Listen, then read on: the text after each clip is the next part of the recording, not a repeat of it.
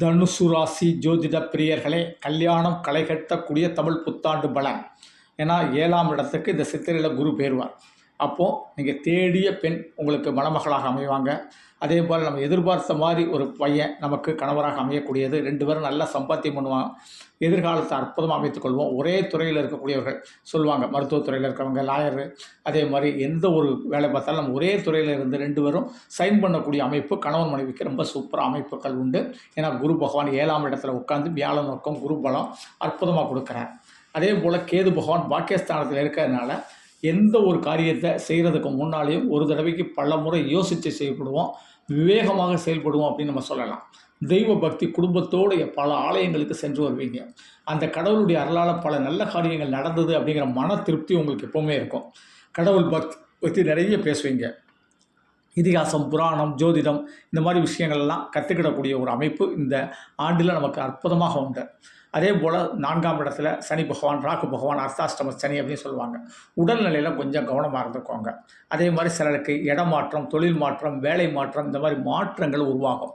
மாற்றங்களை அற்புதமாக ஏற்றுக்கோங்க.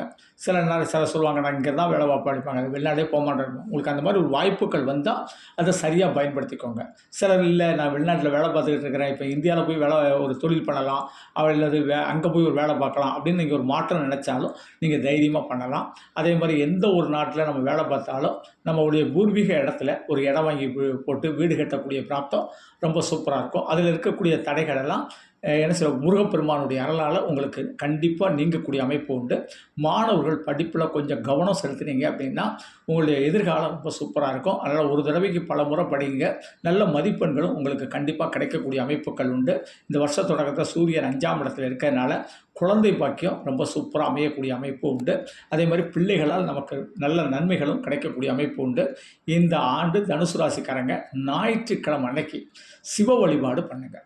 ஓம் நமச்சிவாய, ஓம் சிவ சிவ ஓம் என சிவ மந்திரங்களை பாராயணம் பண்ணி நீங்கள் வழிபட்டீங்க அப்படின்னா பல தோஷங்கள் உங்களை விட்டு நிவர்த்தியாகும். நன்றி. தெய்வீக மாரிமுத்து. 98 42 52 16 69 என்னுடைய செல் நம்பர். இந்த நம்பரில் அப்பாயின்மெண்ட் வாங்கிட்டு சென்னை, தூத்துக்குடி, பெங்களூர் சந்திக்கலாம்.